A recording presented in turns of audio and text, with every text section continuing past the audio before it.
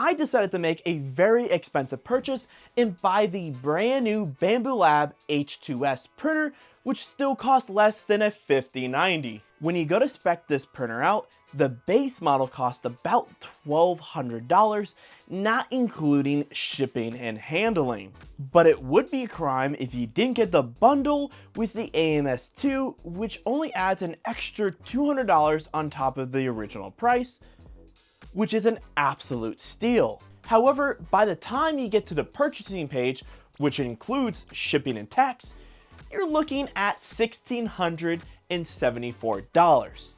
And that is how much I paid to bring home this monstrosity of a printer. But you may be wondering, why did I go with this specific printer out of all the other models and brands? Well, it really comes down to what it offers. The H2S has a huge build volume. You can print larger objects all at once, which is a major issue I ran into with my smaller printers. It prints super fast, more consistent, and the H2S features a heated chamber, which means you're not just limited to PLA. But that's just a couple of reasons why I decided to buy this printer.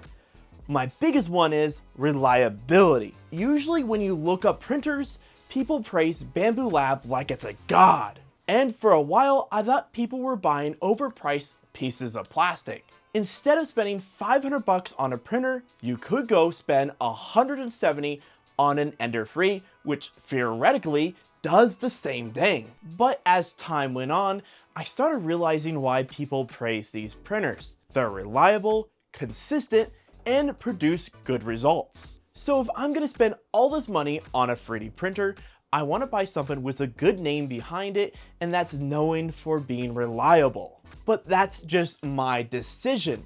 So let's get into this review and see if I made a good choice, or am I better off throwing this thing in the garbage, which I can barely pick up. Now that I have this massive printer in my house, let's get this thing unboxed and set up. The unboxing experience with this printer is very complex. I'm not even kidding you. Multiple times I had to stop and watch their unboxing video just to figure out what to do. With that said, once I did get it unboxed and managed to put it on my workbench, which is no easy project, this printer is super heavy. We still have a couple things to do. We need to remove all the brackets inside the 3D printer so we can actually turn it on. There should be 2 brackets up front and 1 in the back. They also include all the tools you need to remove all the brackets. There's also a couple pieces of foam that need to be removed from the inside of the printer. I do recommend watching Bambu Lab's unboxing video of this printer.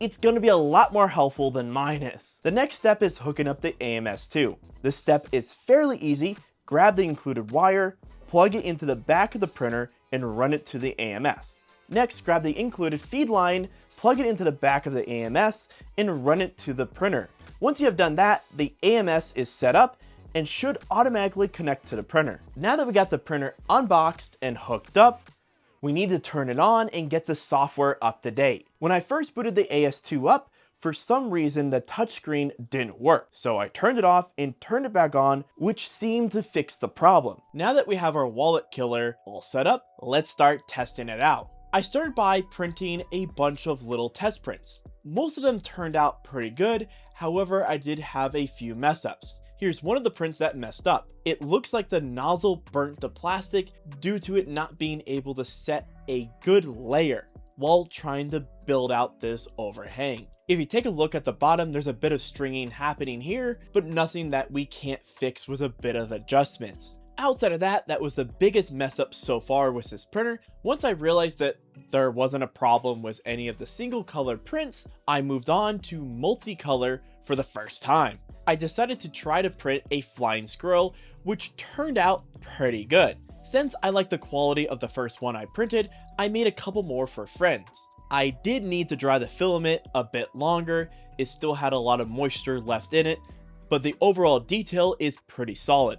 I also printed this storage container for my DJI Action Pro 5, which only used a multicolor on the lid, and it turned out pretty solid. So far, everything I printed was either just the standalone color or multicolor has turned out really good, and there were barely any issues. Being satisfied with the smaller prints, I moved on to the real purpose of why I bought this printer, the ability to print massive things. So being the nerd I am, I started off by printing a Halo helmet. This is the Mark IV helmet from Galactic Armory, and it turned out amazing. Altogether, to print this helmet, it took me about 37 hours, which is really good considering how big this printer is, and the quality of the print is also amazing.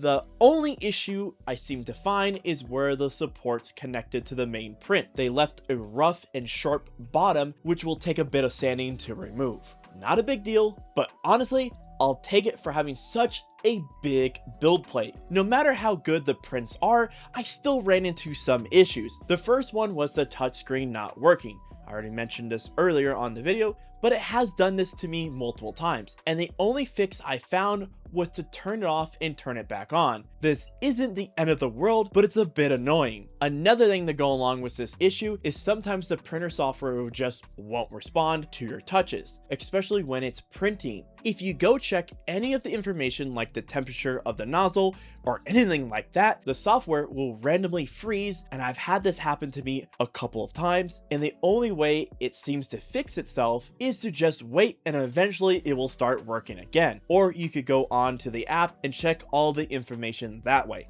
Thankfully, when the touchscreen freezes, it doesn't affect your prints at all, which was my biggest concern. On to the second problem I ran into. While I was removing my filament spool from the side of the printer to hook up my AMS2, the filament broke inside the tube that's located in the printer. Now, this would have been an easy fix if this happened to something like my Corality printer, but since everything's enclosed, I had to figure out a way to either get it out or push it through the system. I first tried having the system eject the filament, which for some reason wouldn't let me pull it out. I resulted in trying to push it through the system, which eventually ended up working after a bunch of tries. This was super frustrating because I just got this printer when it happened, so I didn't know much about it, so I had to spend 2 hours trying to get this filament out.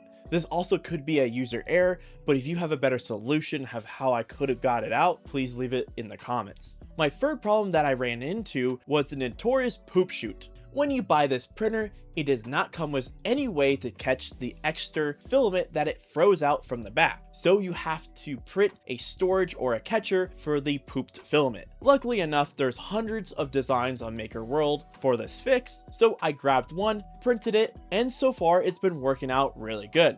However, the real problem is the filament getting caught in the poop chute. For some reason, during the filament changes, it keeps getting stuck in the drop down, which is super annoying. Especially considering how big this printer is, you have to find a spot that's easy to access and unclog it, or to remove the excess filament, and this clog problem happens every time I do a multicolor print that's more than 4 hours. And on top of that, when I mentioned this to one of my coworkers that also owns these type of printers, this is a pretty common issue. But when I watched other reviews of this printer, nobody talks about it. So what the heck? Another weird issue I kept having or running into was the feed line coming from the AMS. For some reason, the printer kept telling me that the feed line was having too much resistance. So I checked to see if there were any crimps or if the line was too tight, which it wasn't in my opinion. So when I got home,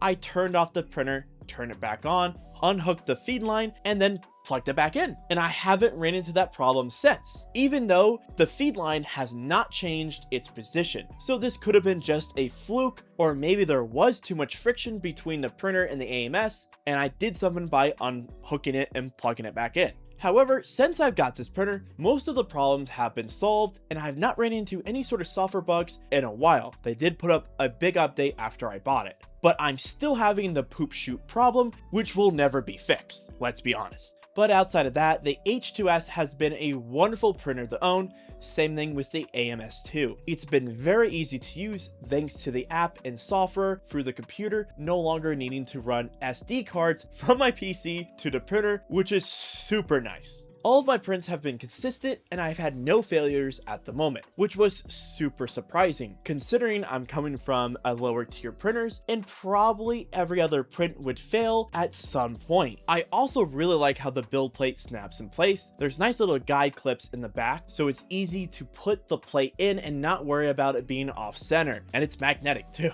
Additionally, the front glass and the top glass and the big LED strip up top are very nice. It's super easy to see into the printer and know what's going on. And if you can't see in, there's a camera, which is amazing, and this is by far the coolest thing about this printer. While I'm at work, I can check in on my print and make sure it's doing okay. And if something happens, like it fails, I will get notified letting me know if my print ran into an issue, which was pretty common if I did multicolor. Another thing I really like, since it's an enclosed design, it's a lot quieter. It's to a point where I can actually do other stuff in my house and not hear my printer running, which is super nice. Plus, there's a filter inside to help remove any of the toxins, which is really nice because this is in my recording studio. But the noisiest part of the printer is the AMS. When it retracts the filament, it's super loud. This is the only thing that I thought was a little annoying, and they could have made it a bit quieter. Since we're already talking about the AMS, there are two things that annoyed me. If you want to dry your filament, you have to pull it out, hook it into the side of each roll if you want to run the dryer, which is a bit of an inconvenience considering how high my printer is. It's on top of a shelf. So most of the time, I put it in a separate dryer that I already had. Additionally, for some reason, it will not swap my filament, even though I have it on auto refill, so it should transfer to the next filament when it runs out. But for some reason, it will throw an error code and not do anything. This will also stop my print.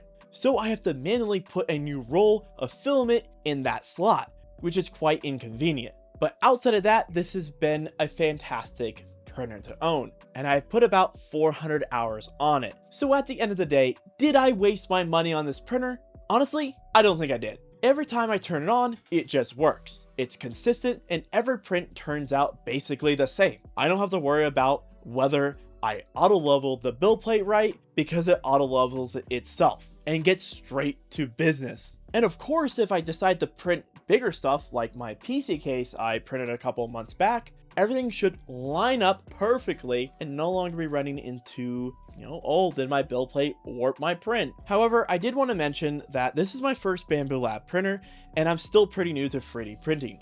I bought my first printer 4 years ago, but I wasn't using it often. Since then, I've gone through 2 printers. I started with an Ender 3, which I eventually sold to a friend after picking up what I thought was a better machine, the Ender 3 SE V3. It was basically an upgraded version of the original Ender, but the build quality still wasn't what I wanted. And it had the same issues, just at a higher price point. It did fix my biggest annoyance with the original printer, the time you spent leveling and trying to keep your prints consistent. I thought this would solve my issues, but looking back, it really was just a band-aid. After dealing with repeated problems with my chiralities, I had a sour taste in my mouth. So when I started looking to upgrade again, I explored different brands from Elegoo, Bambu Lab, Ultramaker, Prusa, and a couple of the other Chinese brands that's out there, but nothing was quite hitting the mark. Then Bambu Lab announced their bigger printer,